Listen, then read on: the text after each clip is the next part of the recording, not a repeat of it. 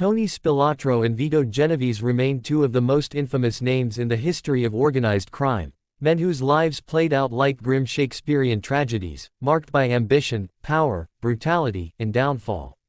Both men lived decades apart in the height of their influence, but their stories intersect in the broader tapestry of the American Mafia, where loyalty, betrayal, greed, and violence shaped not only their fates but the cities they helped mold. To understand them is to dive into the dark underbelly of 20th-century America, where the Mafia was not just a shadowy criminal network but a parallel power structure with its own codes, laws, and rulers. Tony Spilotro, born in 1938 in Chicago, came of age in a city where the outfit, Chicago's version of La Cosa Nostra, was deeply entrenched in politics, unions, gambling, and every kind of racket imaginable.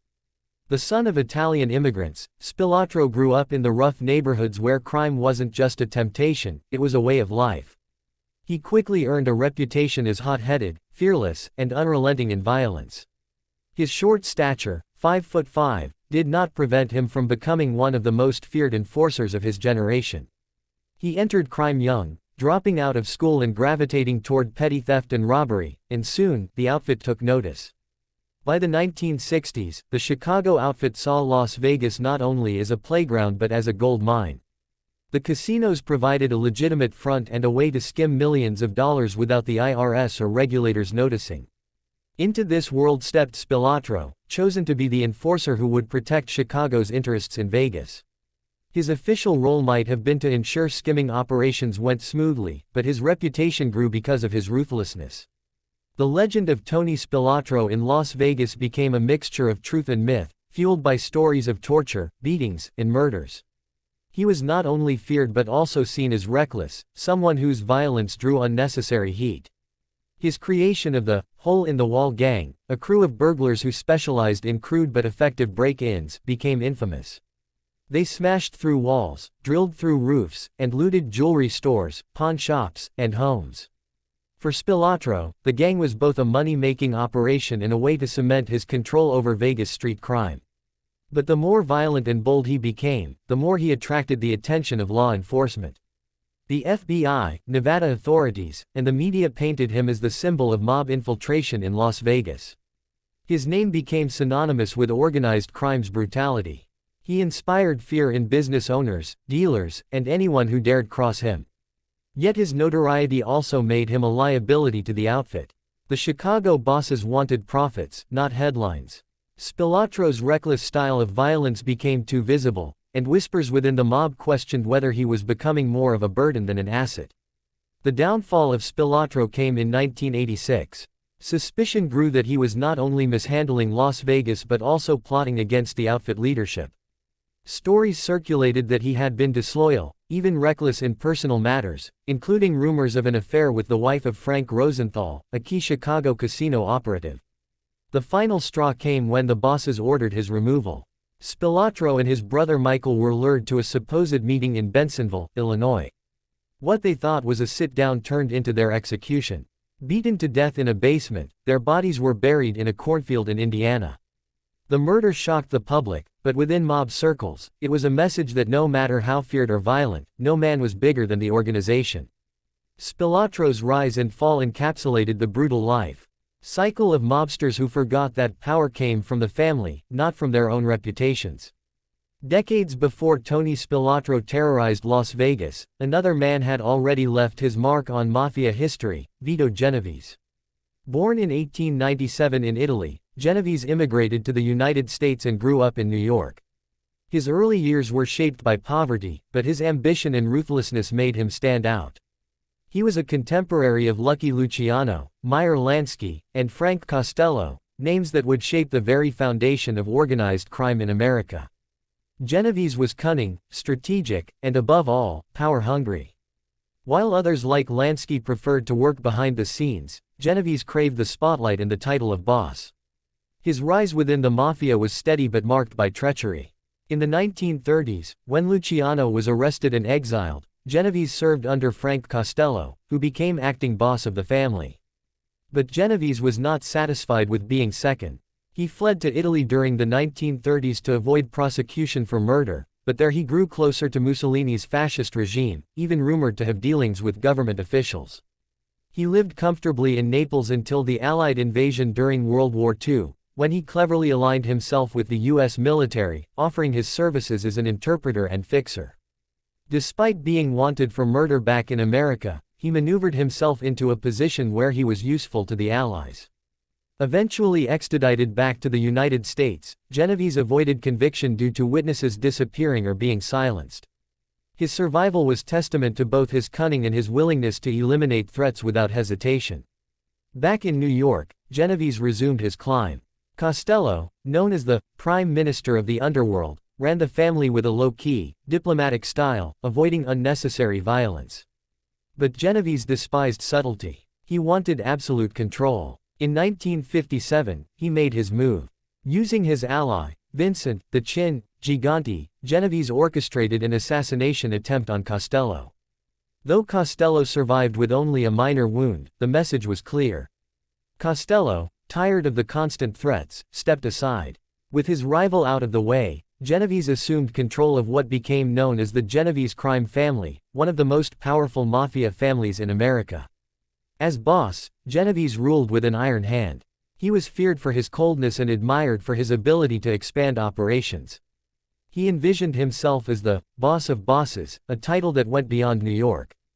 To cement his authority, he organized the infamous 1957 Apalachin meeting in upstate New York, where mob bosses from across the country gathered to discuss policy, territories, and the future of the Mafia. However, the meeting ended in disaster when law enforcement raided the gathering, arresting dozens of mobsters and exposing the national reach of organized crime to the American public. Instead of strengthening his position, the Apalachin fiasco drew unprecedented scrutiny from authorities and left Genovese vulnerable. Not long after, his rivals struck back. In 1959, Genovese was convicted on federal narcotics charges. Many historians believe the case was orchestrated by enemies within the Mafia, perhaps even Luciano and Lansky, who resented his ambition. He was sentenced to 15 years in prison, where he continued to exert influence but could never regain his throne. He died behind bars in 1969, still dreaming of being recognized as the true boss of bosses. His life was a study in ambition unchecked, a man who reached for absolute power but found himself undone by both the law and his own arrogance. Though Spilotro and Genovese lived in different eras, their stories reflect the common threads of Mafia life. Both rose from immigrant roots, finding in organized crime not just wealth but identity and power in a society that often marginalized them. Both men were ruthless, but while Spilotro relied on brute violence and fear, Genovese wielded cunning and political maneuvering. Both, however, met violent or humiliating ends, reminders that in the Mafia, power is always fleeting. Spilotro's legacy lingers in Las Vegas folklore, immortalized in films like Casino, where Joe Pesci's character was based on him. To this day, stories of his cruelty, torture with vice grips, brutal beatings, brazen robberies, remain part of Vegas's dark mythology. For the city that became synonymous with glamour, neon lights, and fortune, Spilotro symbolized the shadow world just beneath the surface, where casino skimming, mob hits, and corruption thrived. His death in a cornfield stands as one of the most infamous mob killings of the 1980s, a violent end befitting the life he lived. Genovese, on the other hand, left a legacy far more structural.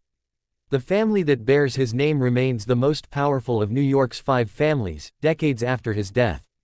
His vision of centralized power, his attempt to control the national mafia, and his influence in narcotics trafficking shaped organized crime for generations.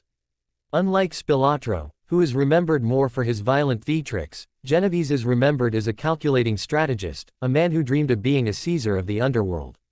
His name still commands respect and fear in Mafia history, even if his reign ended in prison. Together, their lives illustrate 2 sides of organized crime. Spilotro, the street enforcer who let his brutality define him, and Genovese, the schemer who thought he could outsmart everyone, including his own peers. Both men remind us of the paradox of Mafia power. It grants immense wealth, influence, and notoriety, but it also carries an inevitable price: paranoia, betrayal, prison, or death. The Mafia has always thrived on loyalty, but it is also fueled by betrayal. Spilotro's killing came at the hands of the very organization he served, a reminder that even feared enforcers are disposable. Genovese, who betrayed allies to rise to power, found himself betrayed in turn, set up in a narcotics case by those who preferred him neutralized. Their lives form a cycle of violence and treachery, where trust is always temporary and ambition is always dangerous. In examining their legacies, one sees the reflection of the broader Mafia mythos. Tony Spilotro embodies the raw violence that kept the streets in line and terrified opponents, the muscle of the Mafia. Vito Genovese embodies the intellect and ambition of the Mafia, the brains that sought to turn a loose network of criminals into a national syndicate. Each played his role, each shaped the history of organized crime, and each ultimately paid the price. The names of Mafia figures rise and fall with time, but certain ones endure because of the scale of their impact and the dramatic nature of their stories. Spilotro and Genovese are among those whose names refuse to fade. Their stories are retold in books, films, and whispers, reminders of a time when the Mafia's reach seemed limitless, when its bosses and enforcers shaped not only the criminal world but American culture itself. Their lives, though rooted in crime, reflect universal truths about ambition, loyalty, betrayal, and mortality. Both men sought immortality through power, but in the end, it was their downfalls that granted them lasting notoriety. Spilotro, beaten and buried in a cornfield. Genovese, dying in a prison cell. Two godfathers, two different paths, but one shared fate, consumed by the very world they helped rule.